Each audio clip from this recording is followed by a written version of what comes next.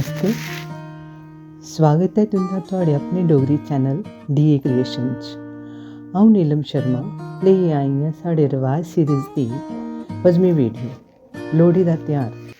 इक ऐसा त्यौहार जेह्ड़ा माघ म्हीने दी संक्रांत कोला पैह्लें पौ म्हीने दी खीरली तरीक च औंदा ऐ। एह् डुग्गर प्रदेश दे कन्नै कन्नै पंजाब, हरियाणा ते हिमाचल प्रदेश च भी मनाया जंदा है।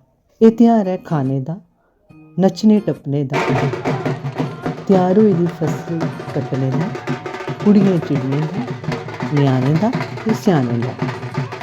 ते आओ पैह्लें जानिए कि अस इसी की मनाने आं। बड्डा कारण इसी मनाने दा इक इतिहासिक घटना कन्नै जुड़े दा ऐ।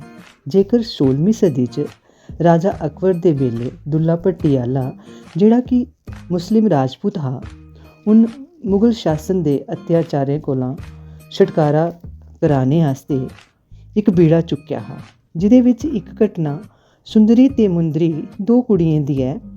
जिस वेल्ले इ'नें कुड़ियें गी मुगल शासन दे दौरान बेचेआ जा करदा हा, उस वेल्ले दुल्ला भट्टी आह्ले ने उ'नेंगी उत्थों छड़ाइयै उं'दा अपनी कुड़ियें आंगर अग्नि गी साक्षी रक्खियै गुड़ चौल तिलें दा अर्घ देइयै कुसै अच्छे घर इं'दा ब्याह् कराई दित्ता। इस्सै खुशी च उ'नें लोकें उसलै लोहड़ी मनाई ते अज्ज बी उस्सै दी याद च इस दिन हर साल लोक अग्नि गी अर्घ देइयै इस त्यौहार गी मनांदे न।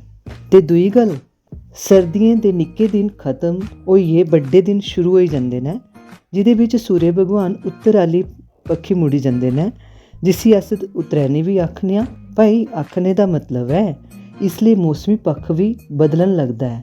ते आओ दिखचै हून इसी कि'यां मनांदे न। इस दिन लोक पकवानें कन्नै दी शुरुआत करदे न, जेह्दे च भठोरू ते मिट्ठा मद्धरा खास होंदे न। मुंगफली, रियोड़ियां, गच्चक, छुहारे, सौंगी, मोलक, पतासे, जवार दियां खिल्लां, खजूरां, गरियां आदि मेवे इस त्यौहार च चढ़दे न, खंदे न, बंडदे न।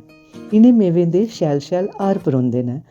फ्ही अपने ठाकरें गी, ञ्याणें गी पोआंदे न। हां, जिंदा नमां ब्याह् होए दा होंदा उ'नेंगी कुड़ियें गी सौह्रेओ प्योकियों एह् लोहड़ी दा त्यौहार औंदा ऐ, जेह्दे बिच मेवे दा बड्डा हार बी होंदा ऐ। इस्सै हार गी पाइयै राती बेल्ले अग्निदेव गी त्रचौली दा अर्घ देइयै पूजा करदे न। जिंदे घर बच्चा होए दा होए, जिंदे नमां ब्याह् होए दा होए, ओह् लोहड़ी बंडदे न, जेह्दे च एह् सब मेवे ते मौसमी फल कन्नै भठोरू बी होंदे न। इस्सै खुशी च अपने सज्जन संबंधियें गी ओह् धाम भोजड़ी बी दिंदे न। दूआ, निक्के बड्डे सब ञ्याणे घर घर जाइयै लोहड़ी मंगदे न। ढोलनू ढोल ते तुंबियां आह्ले बी लोहड़ी मंगन औंदे न। इस दिन छज्जे बी बनांदे न ते कुतै कुतै गुड्डे बी बधांदे न। सारें कोला लकड़ी गोटे कट्ठे करियै चौंक च ढेर लाइयै राती बेल्ले लोहड़ी बालियै सारे उत्थै अर्घ दिंदे न ते खुशी खुशी लोहड़ी मनांदे न। पर हून साढ़े रवाज लुप्त होई जा दे न। पैह्लें लोक बड़ी खुशी खुशी इक दुए दे घर जंदे हे लोहड़ी मंगन। निक्कियां कुड़ियां ते जंदियां हियां, बड्डियां बी अपनी ढोलकी जां कैन लेइयै पूरे म्हल्ले नच्ची टप्पियै गीत संगीत कन्नै लोहड़ी मंगदियां हां। ते जिंदे घर जंदियां हां ओह् लोक बड़े खुश होंदे हे। अपने लोहड़ी आह्ले गीतें दे माध्यम कन्नै 100 सीसां देइयै औंदियां हां उ'नेंगी। किश मुड़े हरण बनियै अपने पूरे समूह् कन्नै शावा नशावा भन्न सुट्ट पावा गांदे बजांदे रौनक लांदे लोहड़ी मंगदे हे। हल्ले बी चेता ऐ जिसलै अस लोहड़ी मंगन जंदे हे, शशि दीदी ते तिशी दीदी साढ़े कोला मते मते गाने सुनदियां हां, फिर पैसे दिंदियां हां। किश लोक कनक धान बी दिंदे हे, पर वर्तमान पीढ़ी गी इसदे बारे च किश बी पता नेईं। हून सारे रवाज खत्म होई गे। लोक चौंक दी बजाए अपने अपने घरें च निक्की निक्की छकड़ियें च लोहड़ी बालियै अर्घ देई ओड़दे, जेह्दे कन्नै लोकें दा जेह्ड़ा पैह्लें हिरख प्रेम हा ओह् नेईं रेहा।